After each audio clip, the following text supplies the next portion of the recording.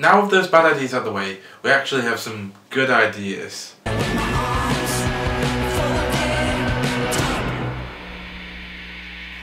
A very simple thing you can do is track down your old bank accounts.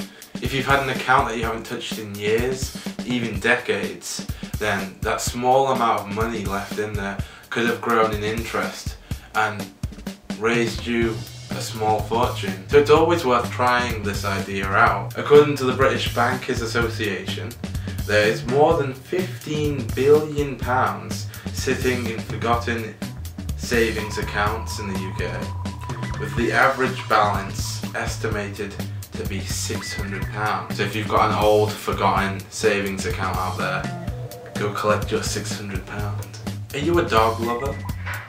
Because if so, dog walking could be the money-making idea for you. It's estimated that people make over £50 a week from dog walking. And since you can do this at lunch, you can do this job while you're already at work.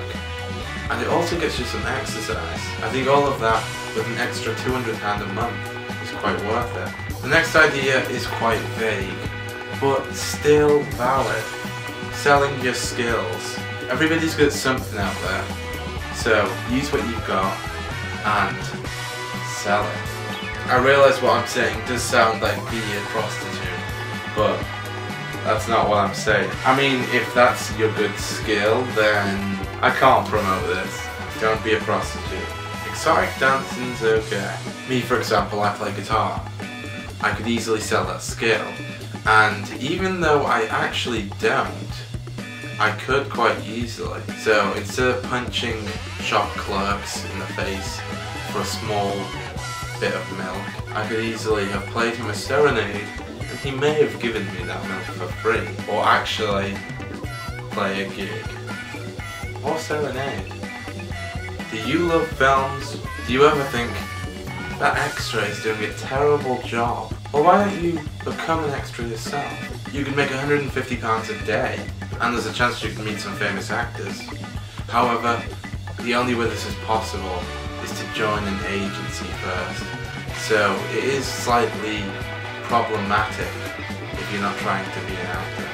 And lastly on our ideas list, we have join the TA. I have some information right here. It says, if you're brave enough and committed to sign up, the Territorial Army is always looking for recruits. You'll need to give up one weekend every month, attend an annual 2-week camp for basic training, so that's every year, and you'll be ready to be called into active service. Now that's the bad side. If a war happens, you will be eligible to be sent right into the fray. But here's the good news. Basic pay starts at £34 a day, but can rise to £112 when you meet your minimal yearly training requirements, which is 27 days if you're a regional territorial unit, 19 days if you're a national unit. Then you will receive an extra payment known as a bounty.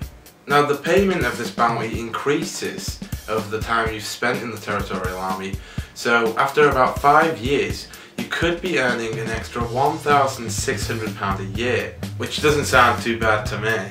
If you're interested in this, then go to armyjobs.uk, and I'm not being sponsored or paid in any way by these people. So I hope these ideas have come to some use to you, even if that is only in the form of entertainment. Speaking of armed forces, I can hear some police sirens in the distance, which brings back the memory of that clerk I punched. I think I'm going to go hide in my wardrobe till the heat dies down.